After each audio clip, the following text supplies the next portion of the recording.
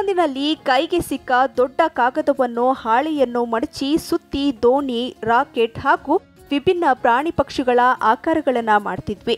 ಇಂತಹ ಪೇಪರ್ ಮಡಚುವ ಕಲೆಗೆ ಓರಿಯಾಗಾಮಿ ಕಲೆ ಎಂದು ಹೆಸರು. ಜಪಾನಿನ ಪ್ರಸಿದ್ಧ ಕಲೆ ಈ ಓರಿಯಾಗಾಮಿ. ಬರೀ ಪೇಪರ್ ಚೂರ್ನಲ್ಲಿ ಸುಂದರ ಪಕ್ಷಿಗಳ, ಪ್ರಾಣಿಗಳ ಕಲಾಕೃತಿಗಳನ್ನು ಮಾಡಬಹುದು. ಕೇವಲ ಪೇಪರ್ ಚೂರ್ನಲ್ಲಿ ಪಕ್ಷಿಯ ಕಲಾಕೃತಿಗಳನ್ನು ಹೇಗೆ ನಿರ್ಮಿಸಬಹುದು ಅನ್ನೋದನ್ನ ನೀವೇ ನೋಡಿ. ನಮಸ್ಕಾರ ಸಿರಿ ವೀಕ್ಷಕರೇ, ನಾನಿವತ್ತು ಮಾಡ್ಯುಲರ್ ಓರಿಗಾಮಿಯಲ್ಲಿ ಹಂಸ ಮಾಡೋದನ್ನು ನಿಮಗೆ ಹೇಳ್ಕೊಡ್ತಾ ಇದ್ದೀನಿ. ಬೇಕಾಗಿರುವಂತಹ ಸಾಮಗ್ರಿಗಳು: ಫ್ಲೋರಸೆಂಟ್ ಪೇಪರ್. ಮೊದಲು ನೀವು 4x2 ಅಂದರೆ ಇದು 4 ಮತ್ತು ಇದು 2 ಇರುವ ಹಾಗೆ ಪೇಪರ್ನ ಕತ್ತರಿಸ್ಕೊಳ್ಳಿ. ಈ ಅಳತೆಗೆ ಕತ್ತರಿಸ್ಕೊಂಡಿದ ನಂತರ ಈ ಪೇಪರ್ನ ಹೀಗೆ ಇಟ್ಕೊಳ್ಳಿ. ಹೀಗೆ ಅರ್ಧಕ್ಕೆ ಮಡಚಬೇಕು.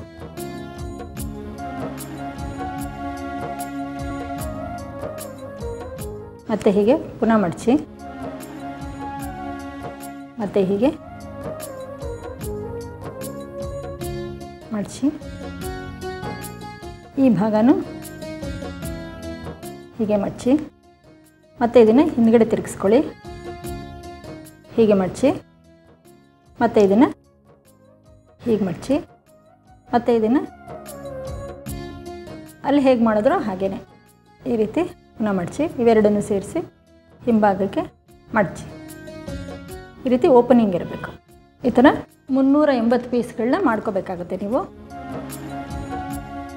ಫಸ್ಟ್ ಶೀಟ್ ತೊಗೊಳ್ಳಿ. ಹೀಗೆ ಇದನ್ನು ಹೀಗೆ ಅರ್ಧಕ್ಕೆ ಮಡಚಿ, ಮತ್ತು ಹೀಗೆ ಅರ್ಧಕ್ಕೆ ಮಡಚಿ,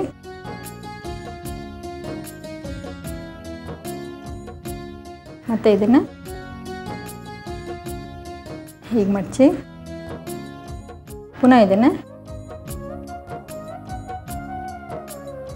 ಹೀಗೆ ಮಡಚಿ, ಮತ್ತು ಹಿಂದ್ಗಡೆಗೆ ತಿರುಗಿಸ್ಕೊಳ್ಳಿ. ಮತ್ತು ಈಗ ಇದನ್ನು ಹೀಗೆ ಮಡಚಿ ಇಲ್ಲಿ ಹಾಕಿ, ಮತ್ತು ಇದನ್ನು ಹೀಗೆ ಮಡಚಿ, ಪುನಃ ಹೀಗೆ ಮಡಚಿ, ಮತ್ತು ಇದನ್ನು ಎರಡನ್ನು ಸೇರಿಸಿ ಹೀಗೆ ಮಡಚಬೇಕು. ಹೀಗೆ ಮುಂಭಾಗ ಹೀಗಿರುತ್ತೆ. ಈಗ ನಾನು ಇದನ್ನು ಇಷ್ಟು ಮಾಡ್ಕೊಂಡಿದ್ದೀನಿ. ಈಗ ಇದನ್ನು ಹೇಗೆ ಸೇರಿಸೋದು ಅಂತ ನಾನು ನಿಮಗೆ ತೋರಿಸ್ಕೊಡ್ತೀನಿ. ಮೊದಲು 2 ಪೀಸ್ ತೊಗೊಂಡು ಹೀಗೆ ಒಂದ್ರ ಪಕ್ಕ ಒಂದು ಹೀಗೆ ಇಟ್ಕೊಂಡು, ಇದು ಇನ್ನೊಂದು ತೊಗೊಂಡು ಇವೆರಡರ ಮಧ್ಯ ಈ ಕಡೆ ಇದ್ರ ತುದಿ ಇದೆಯಲ್ಲ ಇದಕ್ಕೆ ಮತ್ತು ಈ ಕಡೆ ಇದಕ್ಕೆ ಹೀಗೆ ಇವೆರಡರ ಮಧ್ಯೆ ಹೀಗೆ ಸೇರಿಸ್ಬೇಕು. ಸ್ವಲ್ಪ ಪ್ರೆಸ್ ಮಾಡಿ, ತುಂಬ ಜೋರಾಗಿ ಪ್ರೆಸ್ ಮಾಡೋಕ್ಕೆ ಹೋಗ್ಬೇಡಿ. ಮತ್ತು ಈಗ ಇದನ್ನು ಹೀಗೆ ತೊಗೊಳ್ಳಿ, ಮತ್ತು ಇವೆರಡರ ಮಧ್ಯ ಇದನ್ನು ಹೀಗಿಡಿ, ಮತ್ತು ಇನ್ನೊಂದು ಪೀಸ್ ತೊಗೊಳ್ಳಿ, ಹೀಗೆ ಇಟ್ಕೊಳ್ಳಿ, ಮತ್ತು ಇದನ್ನು ಇವೆರಡರ ಮಧ್ಯ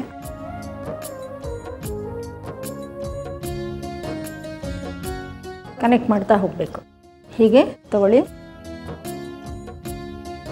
ಪಕ್ಕದಲ್ಲಿಟ್ಟು, ಮತ್ತು ಇವೆರಡರ ಮಧ್ಯೆ ಇದನ್ನು ಹೀಗೆ ಸೇರಿಸಿ, ಇನ್ನೊಂದು ಪೀಸ್ ತೊಗೊಳ್ಳಿ, ಹಾಗೆ ಇದನ್ನು ರಿಪೀಟ್ ಮಾಡ್ತಾ ಹೋಗಬೇಕು.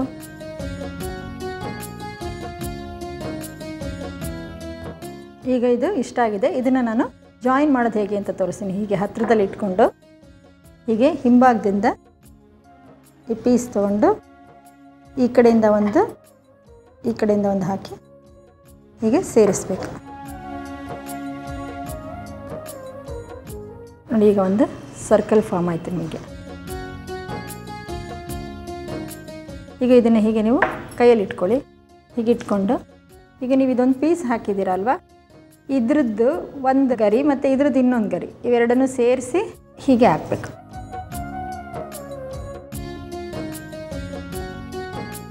ಹಾಗೆ ಹಾಕ್ಕೊಳ್ತಾ ಹೋಗಬೇಕು.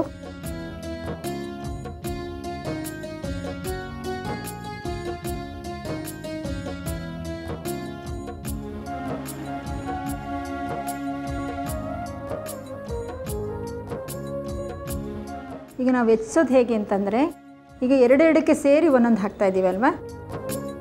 ಈಗ ಒಂದೊಂದಕ್ಕೆ ಒಂದೊಂದು ಹಾಕೋಣ. ಇದಕ್ಕೆ ಒಂದು, ಮತ್ತು ಇದ್ರ ನೆಕ್ಸ್ಟ್ ಇದಕ್ಕೆ ಒಂದು ಪೀಸ್ ಹಾಕೋಣ, ಮತ್ತು ಎರಡಕ್ಕೊಂದು ಹಾಕಬೇಕು.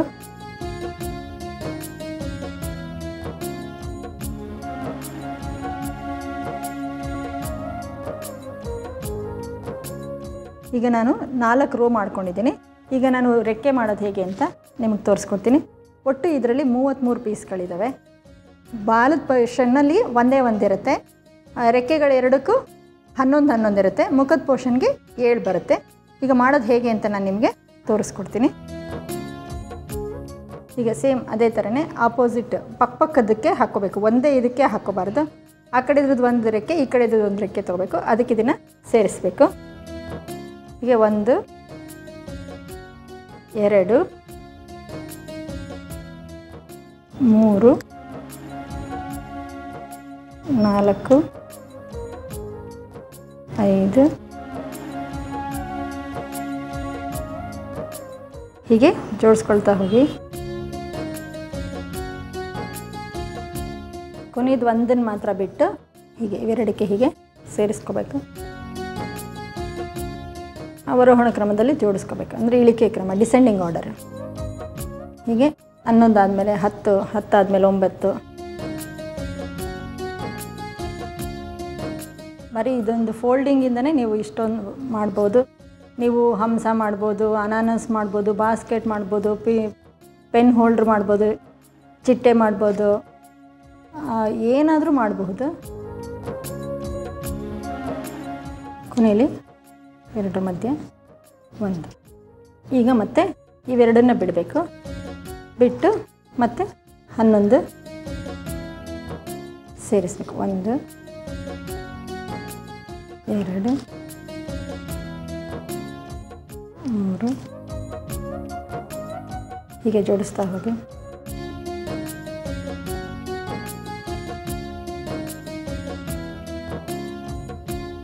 ಈ ಕಡೆ ಕೊನೆಯದು ಮಾತ್ರ ಒಂದು ಬಿಟ್ಟು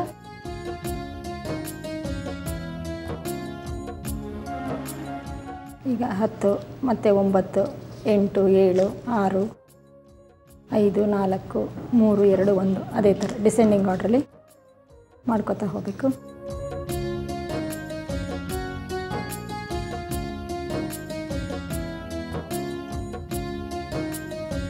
ವೆದರು ಮತ್ತು ಈ ಮುಖದ ಭಾಗ ರೆಡಿಯಾಗಿದೆ. ಈಗ ನಾನು ಇಲ್ಲಿ ಬಾಲ ಮಾಡೋದು ಹೇಗೆ ಅಂತ ತೋರಿಸ್ಕೊಡ್ತೀನಿ. ಹೀಗೆ ತಗೊಳ್ಳಿ, ಒಂದು ಪೀಸ್ಗೆ ಬ್ಯಾಕ್ ಸೈಡಲ್ಲಿ ಹೀಗೆ ಒಂದರೊಳಗಡೆ ಒಂದು ಹಾಕ್ತಾ ಬನ್ನಿ.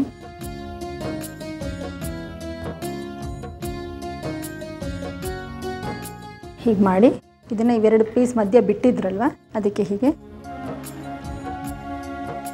ಸೇರಿಸಿ. ಇದು ಬಾಲ ಆಯಿತು. ಈಗ ನಾನು ನಿಮಗೆ ಮುಖ ಮಾಡೋದು ಹೇಗೆ ಅಂತ ತೋರಿಸ್ಕೊಡ್ತೀನಿ. ಅದೇ ಥರ ಒಂದರೊಳಗಡೆ ಒಂದು ಹೀಗೆ ಸೇರಿಸ್ತಾ ಬನ್ನಿ.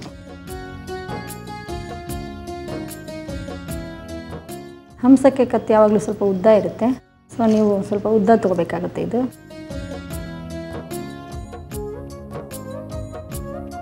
ಕೊನೆಯಲ್ಲಿ ನಾನು ಡಾರ್ಕ್ ಬ್ರೌನ್ ಕಲರ್ದು ಒಂದು ಪೀಸನ್ನು ಫೋಲ್ಡ್ ಮಾಡ್ಕೊಂಡಿದ್ದೀನಿ ಕೊಕ್ಕಿಗೋಸ್ಕರ. ಇದನ್ನು ಸೇರಿಸಿ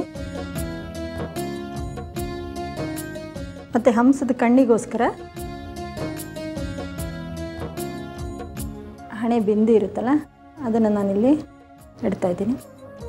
ಆವಾಗ ಹಂಸದ್ದು ಕಣ್ಣಾಗುತ್ತೆ. ಇದನ್ನು ನಾವು ನೀಟಾಗಿ ಶೇಪ್ ಮಾಡಿಕೊಂಡು ಅದಕ್ಕೆ ಸೇರಿಸೋಣ.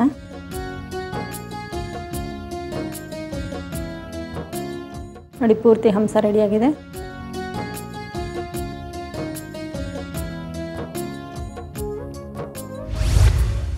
ಬರೀ ಒಂದು ಪೇಪರ್ ಫೋಲ್ಡಿಂಗಿಂದನೇ ಎಂಥ ಒಳ್ಳೆ ಕಲಾಕೃತಿ ರೆಡಿ ಆಯಿತು. ನೀವು ನೋಡಿದ್ರಲ್ಲ ವೀಕ್ಷಕರೇ, ನೀವು ಸಹ ನಿಮ್ಮ ಟೇಸ್ಟಿಗೆ ಅನುಗುಣವಾಗಿ, ನಿಮ್ಮ ಆಸಕ್ತಿಗೆ ಅನುಗುಣವಾಗಿ ಬೇರೆ ಬೇರೆ ರೀತಿಯ ಕಲಾಕೃತಿಯನ್ನು ಮಾಡಬಹುದು.